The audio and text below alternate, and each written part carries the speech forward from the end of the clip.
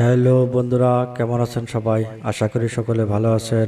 আমি Mohsin, graphics design BD টিউটোরিয়ালে আপনাকে জানাই স্বাগতম।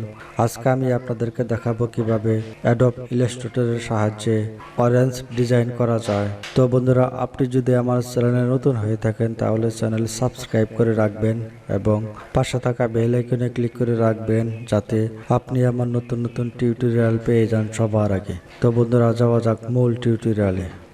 প্রথমে আমি একটি বৃত্ত ড্র করব, এজন্য ইলিপস টুল নিলাম এবং মাউস ড্রাগ করে শিফট বাটন হোল্ড রেখে সমান করে একটি বৃত্ত ড্র করলাম।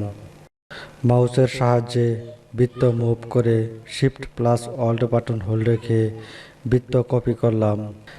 কালার অপশন থেকে ফিল কালার হোয়াইট দিলাম। এডিট অপশন থেকে কপিতে, এরপর পাস্ট ইন ফ্রন্ট ক্লিক করে বৃত্ত কপি করলাম।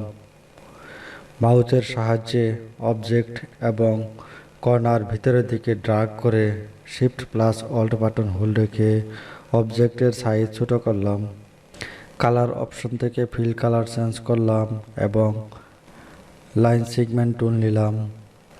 এই সেন্টার পয়েন্ট থেকে মাউস ড্রাগ করে shift plus alt button hold রেখে সমান করে একটি লাইন ড্র করলাম। কালার অপশন থেকে স্টক কালার চেঞ্জ করলাম এবং কালার সাইজ 3px দিলাম। এখন লাইনটির আর্টটি কপি করব, এর জন্য ইফেক্ট মেনু থেকে ডিস্টর্ট অ্যান্ড ট্রান্সপোর্ট, এরপর ট্রান্সফর্ম ক্লিক করলাম। এখানে কপি 7 অ্যাঙ্গল 360 অবলিক 8 টাইপ করে ওকে ক্লিক করলাম। অবজেক্ট সিলেক্ট থাকা অবস্থায় অবজেক্ট মেনু থেকে এক্সপ্যান্ড অ্যাপারেন্স ক্লিক করলে অবজেক্ট এক্সপ্যান্ড হয়ে যাবে।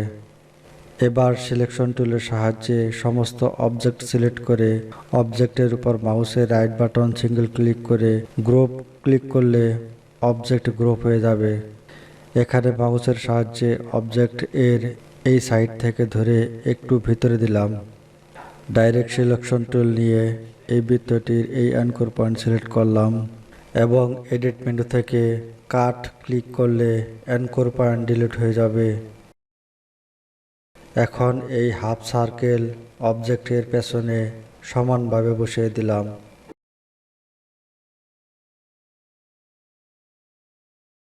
এরপর এই সার্কেলের এই অ্যাঙ্কর পয়েন্ট বাম দিকে সমানভাবে টেনে এর সাইজ বড় করলাম।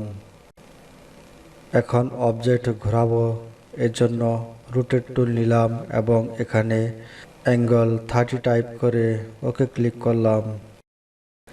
এখন এই শেপ সিলেক্ট করলাম এবং অল্ট বাটন হোল্ড রেখে এটি মুভ করে কপি করলাম।